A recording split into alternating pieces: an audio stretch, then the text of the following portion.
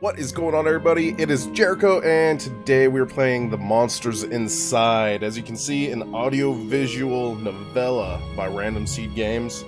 And I think this is like a noir detective type of game, so let's get into it.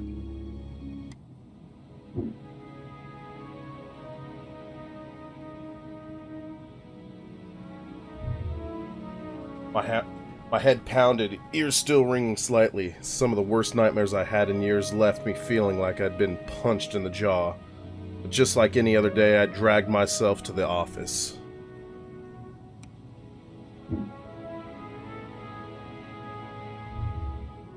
There was another notice on the door from Mayor Vanetti's office.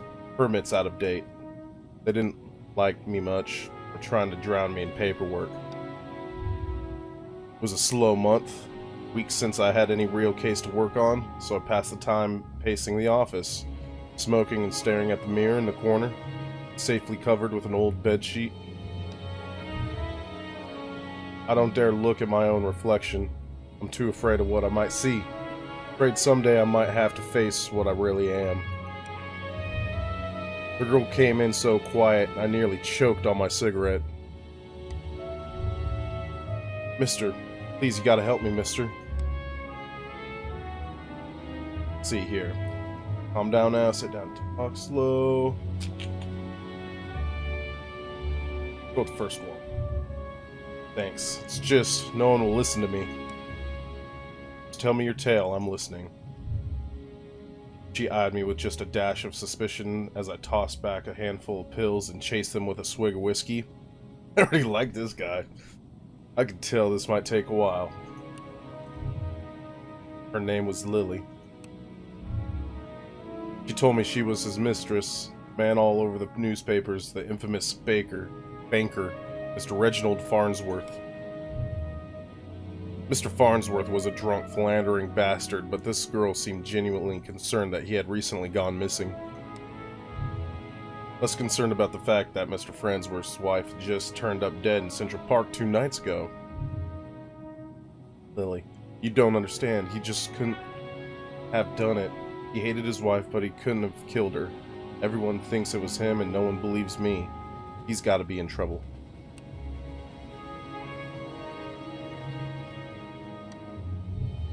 Well, Mr. Jack.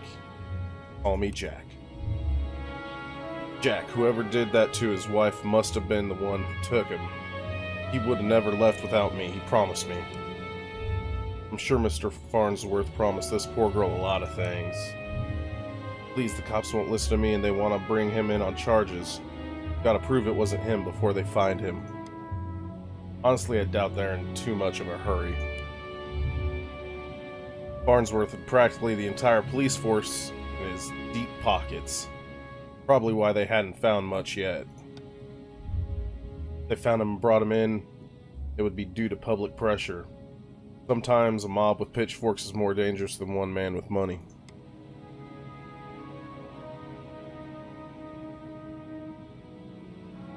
Got my curiosity, but you might not like what I find. Oh, thank you, Mr. Jack. Thank you, but please, be careful. I don't think this was any murderer or kidnapper. I think it was a beast. What? Beast? The word struck me funny, like when you jar your elbow on a hard corner. Not a word many use these days except in hushed whispers and bedtime stories for children. Oh, they were real enough, alright. They just got better at hiding, controlling their unseemly urges. But I hadn't seen any monsters in nearly 15 years, back when I was still a cop myself.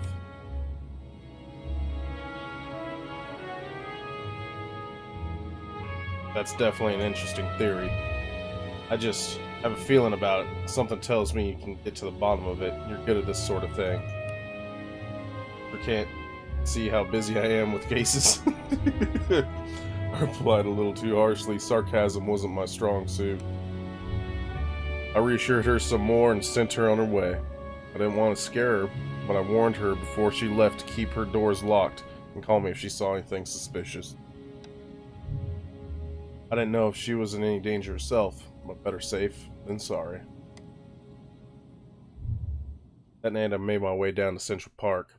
A long shot, but maybe there was something there the cops had missed. The scene was already picked clean by the cops days ago, but I've got a knack for finding things others overlook.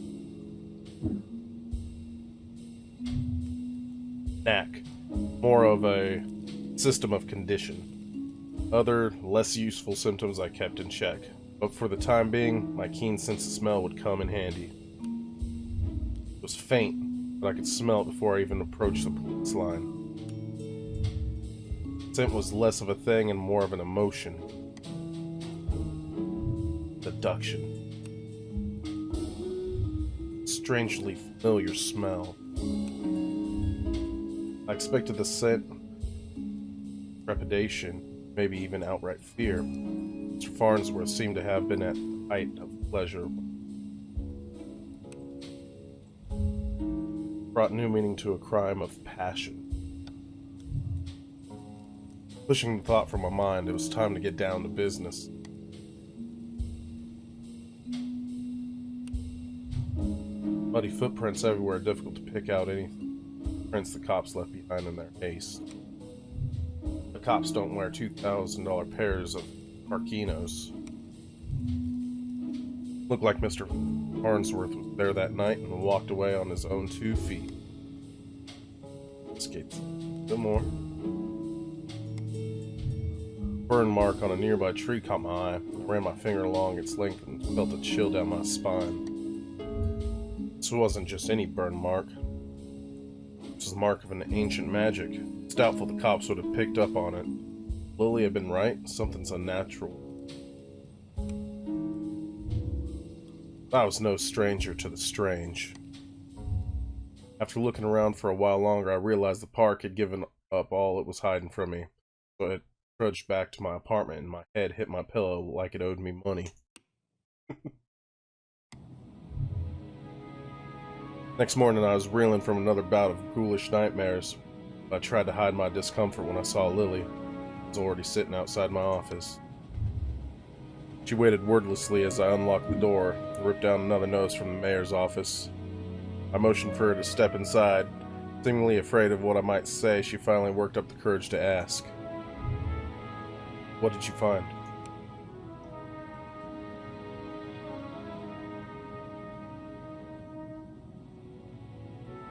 Well, I've got some good news.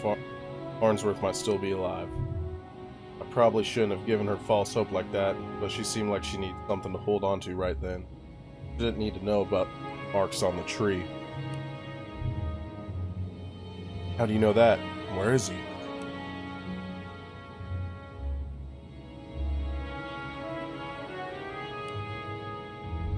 My tone was indifferent towards her as I turned and grabbed a bottle from my desk drawer. Dryness in my throat made it difficult to swallow my meds. Don't know where he went? Think the news this morning is related? What news is that?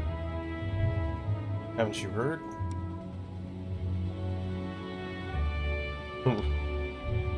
They found the police chief's wife dead down by the docks. They said it happened last night. Let me guess, Chief Amato's missing. My face might have betrayed a hint of satisfaction as she confirmed my suspicions, but it faded quickly. Amato was a shit cop and a shit chief. He was half the reason I left the force. Now his wife, dead. I had more questions than I did the day before. Gears in my head started to spin, which wasn't helped by the splitting pain at my temples. I told Lily I needed time to work and she left slightly dejected, wanting more answers than I could provide. That night after the cops had cleared out the docks, I'd slip down and see what I could cover concerning Miss Otto's.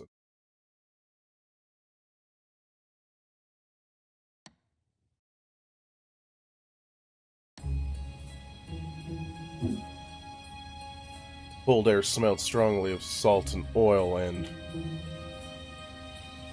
could it be? That smell again. Like someone had bottled pure arousal and used it as a perfume. Hit me like a long forgotten memory. The sensual fumes soon gave way to a rush of adrenaline. I knew exactly what the scent reminded me of. That scared me more than not knowing. I looked down at my hands, shaking. The nightmares, headaches. No. I was better now, reformed. I had to focus. No jumping to conclusions. Follow the evidence. Escape the scene. Red Phoenix cigarettes. Same shitty brand I smoke every day. Everyone's got their vice. There. Just there. The smallest piece of purple fabric. Torn and caught in the splinter of a board. Police report didn't say anything about Miss Amato wearing purple. Certainly of quality that you wouldn't expect down here. Don't see too many high society types around flaunting royal purple threads. I pulled out my own pack of reds and lit up. I could already feel another headache coming on, but looking out over the waves seemed to help me forget. Cold helped me push down the uncomfortable thoughts that had bubbling to the top of my brain.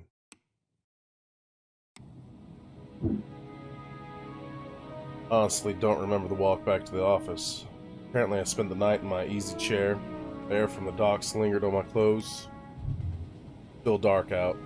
Now, check the clock. How long have I been out? Had I really slept through the entire next day? Newspaper was sitting under the door. As I stood to fetch it, I nearly fell over. A wave of nausea hit me like a ton of bricks.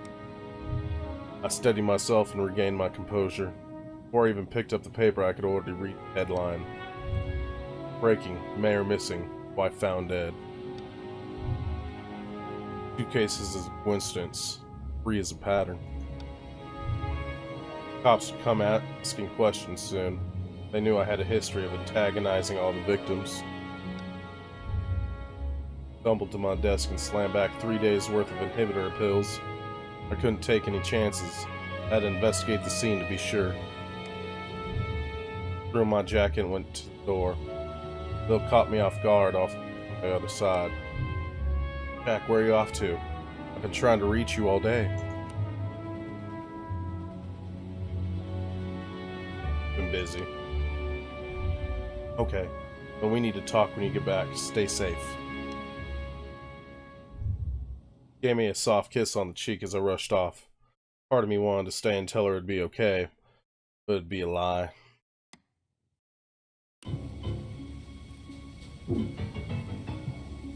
The alley was located just behind the high-rise apartments where Mayor Vanetti and his wife lived. I could tell the police were spooked now. The crime scene was even sloppier than the last. Dad even bothered to submit the trash into evidence. Why wouldn't they at least look through the dumpster? It seemed untouched. No one wants to do the dirty work. But I know now to find the good stuff. It really doesn't take long if you know what to look for.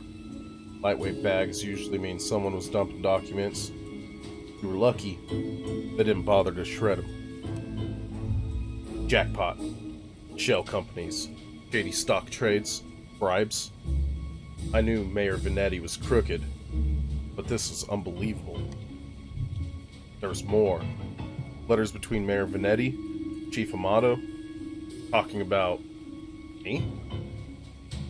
How they were trying to get me shut down. They didn't like me snooping around crime scenes all the time. Well, they weren't here to stop me snooping around this one. Vanetti's car. If he's still alive, why wouldn't he have left his car? Didn't make any sense. Honestly, wasn't too motivated to find him. Stakes were too high. My bet was edging towards the unthinkable. Searched around for anything that might assuage my fears. I caught the scent again. It overwhelmed my other senses with undulating pleasure. It was intoxicating. Weapon used on the weak-willed, a weapon I knew all too well. Though it had been many years since I had used it. Was there another like me? Was I being framed? It wasn't possible, was it?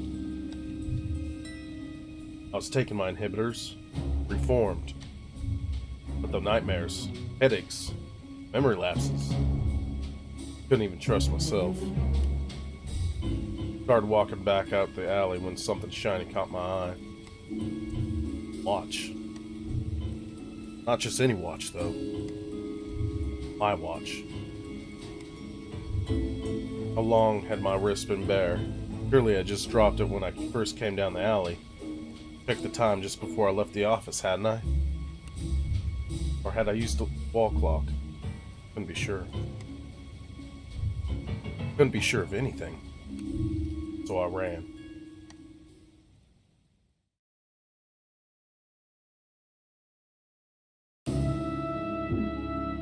I don't know why I ran back to the office. Cops would probably show up any minute to knock the door down and cart me away. They would put it together before long. Maybe it'd be best for everyone if I simply faced my own reflection. But Lily is still there waiting for me. Jack, what's wrong? You look like you've seen a ghost. My own ghost, come back to haunt me from the past. Not making any sense, Jack. Come sit down. You don't understand. You're not safe around me. I took a good last look at her as I prepared to shove her out the door. I noticed she was wearing the same thing she had when she first came to my office 3 days ago. Beautiful purple dress. Odd that I hadn't really noticed before, but it made her seem out of place, out of time. It was frayed around the edges, torn in places. My chair caught my fall as my knees failed me. It was you. You were the monster, succubus. Oh, Jack, we are one and the same, you and I. We are both monsters. I'm simply more honest with myself. There's no such thing as reformation. Those pills you take will only make you dull. Beasts like us should never suppress our true nature as you have, Abyss. Those men were probably dead too, now I figured. Probably took them to her lair and harvested their seed. So, done all this just to wake me up? Say that. Though it seemed enough just to have you doubt yourself. You believed you were still capable of such horrors. Means deep down you probably are. Can't escape it now. Now I need you to complete the deed. Took my watch. Messed with my head. Oh, don't act like I didn't do you a favor. Those men hated you and wanted you gone. Now they are gone. I mustered the strength to stand again, moving casually to the window by the corner. Which is right about one thing. I was dull. Weak. Compared to her. If I refused her and she attacked me, I was a dead man. I had to keep talking. I've never met a succubus who seduces and kills women. Oh, please. Such a 14th century stereotype. I don't discriminate when it comes to pleasure of the flesh. But I still need an incubus like yourself to take the tainted seed I've harvested from those awful men and planted among the fertile masses for me. I'm tired of dreading my lovers just to survive. Ready to settle down and start a family. That laughter. Positioned myself carefully, making sure she was looking my direction. Sorry, but I'm not your guy. With a quick flick of my wrist, I whipped the old bedsheet off the corner mirror. Lily was blind by her own reflection, sucked into the mirror with a painful, monstrous scream. Wrapped. Shielding my own eyes, I pulled a revolver from my desk side drawer, aimed it at the mirror. Fired.